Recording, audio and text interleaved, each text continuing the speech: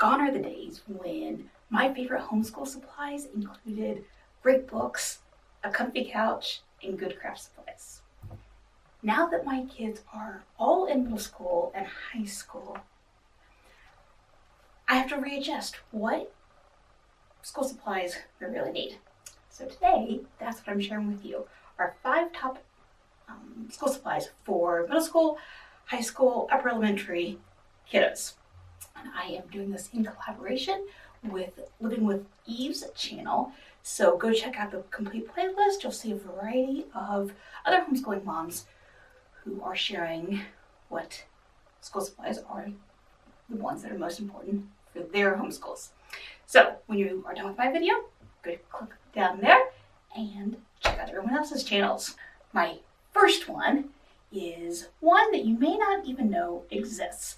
Everybody knows about Netflix, Amazon Prime for your homeschool. But did you know that PBS also has a streaming option?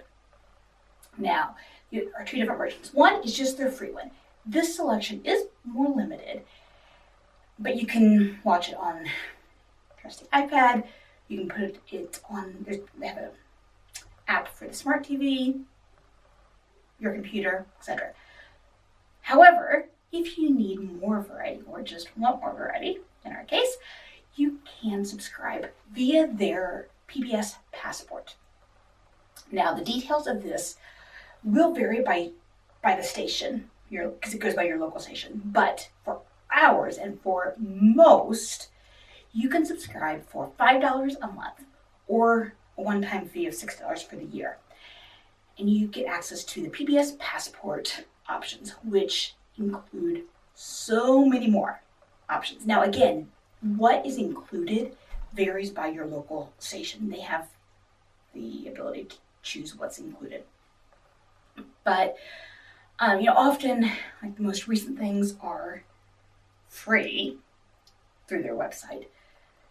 Older ones are part of their passport, or ones that are, not more deluxe in production and that kind of thing. Their regular selection, of course, is fantastic. We love PBS. However, the PBS Passport gives us access to so many more things. And being PBS, I can count on it being quality material. You've probably had the experience that you turn something on Netflix and about halfway through it starts sounding kind of wacky, or Amazon. I've run into this a lot on Amazon, that the production quality is just really poor. PBS, I don't have to worry about that. So, number 1, PBS Passport. Before I go any further, I realized I didn't introduce myself. If you are new to my channel, welcome. I am a homeschooling mom to 3 kids, and as I already said, my kids are all on the older side. My daughter, and I'm going to cry probably every time I say this year, my daughter's a senior. And then my boys are 8th grade and 6th grade, and this is our 13th year of homeschooling. So welcome. I'd love for you to hit subscribe and to join me. Number 2 is a whiteboard. Yes, I love my whiteboard that's on my wall, but I really love these personal size ones that students can have at their desk, on their lap, whatever. This one, just a basic whiteboard, but this side with the graph is a feature that I really love about this one in particular. And I did get it from Rainbow Resource. It was about $2. I will try to link it down there. This is fantastic for working like with area and perimeter. If you have a student who has dysgraphia or otherwise has difficulty keeping numbers in a line with like multi-digit multiplication and such, this is a fantastic option for that, because they can just put one number in each box. I read that tip several years ago, and it has been such an important thing for my middle kiddo. So I really love that. Also, on this side, I will have my boys, if they have a question that they need to ask me about, but I'm working with another kiddo, they can have a note on here, like the page number or the subject, whatever they need to remind them of it. They can put it on here, and then that way, when I am ready for them. They haven't forgotten what needs to happen with that.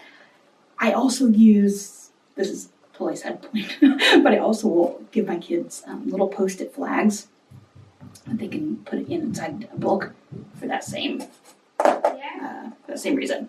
So these, they have them at their desks, and then I also have just a couple extras because we use them a lot. A food basket is my favorite supply, number 3.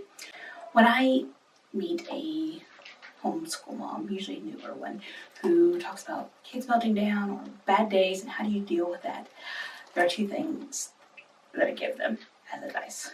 1, laughter really is the best medicine, and so is food. When kids are melting down, or mom is melting down, feed them. Make them laugh and feed them. To me, those are the 2 best resets to a day. Now, I'm not saying feed the emotions and all, I'm not doing that, but thinking and doing work is a lot of brain power. They're burning calories and food, they need food. I keep this basket in our schoolroom, and it has a mix of things that I make from home. This mix I have a video on, it's a buffalo ranch ready mix type thing.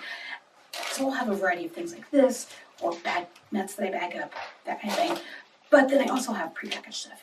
What just, varies. Fruit leathers, peanut butter crackers, granola bars. Don't usually have this kind because they are crummy. I try to keep things that aren't very crummy. I like the ones that are softer. These big cereal things that came out last year. We'll also do bags of like fruity cereal, fruity Cheerios, those kind of things. Things that are easy to eat, aren't very crummy, and that they can eat kind of over time, or mom can eat over time. Because sometimes it's me that needs the help too. Now I do keep things like fresh fruit and fresh veggies, cheese sticks, that kind of thing downstairs in the fridge. But I also like having this right here, variety, and sometimes it's just easier. Now the next one, you may say, my kids aren't tiny anymore. Well, in case you're watching this and your kids are small, magnet tiles are absolutely fantastic. But don't discount them for bigger kids either. Now, I'm not sure I would buy them new necessarily, unless you find a good deal at this age. But since we have them, we do use them a lot. But how do we use them? Well, working with things like area and perimeter are always good, whether they're squares or you're doing it with triangles. But when you get to middle school math and you are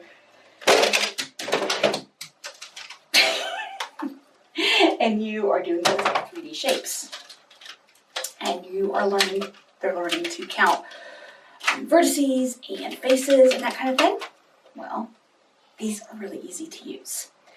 When they are learning to do area and volume of 3D shapes, these are a fantastic way to help them take what's on the paper and visualize it. We talk a lot about math manipulatives when they're young, and then by middle school, a lot of people think, well, kids should just be able to do it. Like, why? Why can't they? If this helps them and takes frustration out, or lessens frustration, makes it easier for them to understand, why wouldn't I do it? And the last thing is not something that you can put on your shopping list. Humor and patience.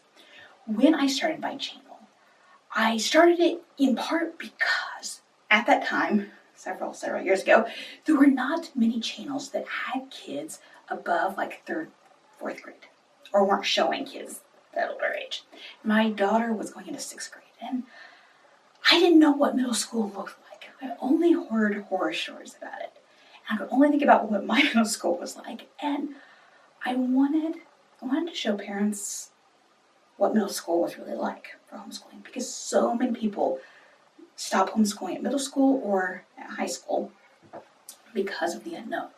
So if I could help people to know what they don't know in that way, then fantastic.